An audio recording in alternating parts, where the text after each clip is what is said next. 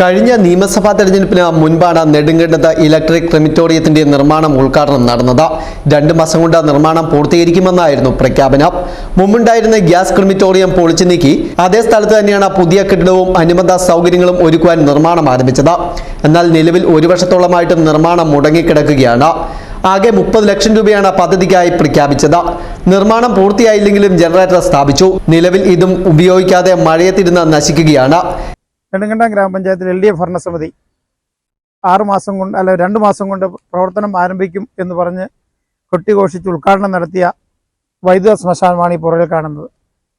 ഇപ്പോൾ 1 വർഷമായിട്ടും ഇതിൻ്റെ പണി പൂർത്തീകരിക്കുവാൻ ഭരണസമിതിയെ കൊണ്ട് സാധിച്ചിട്ടില്ല. ഏകദേശം പകുതി പണി പോലും ഇതിൻ്റെ പൂർത്തീകരിക്കാൻ സാധിച്ചിട്ടില്ല.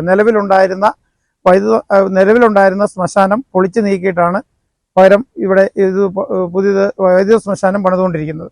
നിലവിൽ നെടുങ്കണ്ടത്ത് സാധാരണ പാവപ്പെട്ട ഒരു വീട്ടിലെ ഒരാൾ മരിച്ചാൽ, അല്ലെങ്കിൽ 5 സെൻറ്റോ 2 സെൻറ്റോ ഭൂമിയുള്ള വീട്ടിലെ ഒരാൾ മരിച്ചാൽ അദ്ദേഹത്തെ അടക്കം ചെയ്യുവാൻ നിവൃത്തിയില്ലാത്ത ഒരു സാഹചര്യമാണ് നിലവിലുള്ളത്. അത് ഒന്നെങ്കിൽ ഉടുമ്പൻചോല പഞ്ചായത്തിലെ പാറത്തോടിനെ ആശ്രയിക്കേണ്ട ഒരു ഗതികേടിലാണ് നെടുങ്കണ്ടം നിവാസികൾ ഇപ്പോൾ എത്തിച്ചേർന്നിരിക്കുന്നത്. ഇത് എത്രയും പെട്ടെന്ന് ഈ വൈദ്യുത ശ്മശാനം എത്രയും പെട്ടെന്ന് പണി പൂർത്തിയാക്കി പ്രവർത്തനം ആരംഭിക്കണമെന്നാണ് ആവശ്യപ്പെടുവാനുള്ളത്. കെട്ടിടത്തിന്റെ അടക്കം നിർമ്മാണം പൂർത്തീകരിച്ച് ക്രിമിറ്റോറിയം എന്ന പ്രവർത്തന സജ്ജമാകുമെന്ന പഞ്ചായത്തിന് വ്യക്തതയില്ല. ഭൂരഹിതരും നാമമാത്ര ഭൂമിയുള്ളവരും മരണപ്പെട്ടാൽ മറ്റ് പഞ്ചായത്തുകളെ ആശ്രയിക്കേണ്ട അവസ്ഥയാണ് ഇപ്പോൾ നിലവിലുള്ളത്. News bureau, Nedumkandam.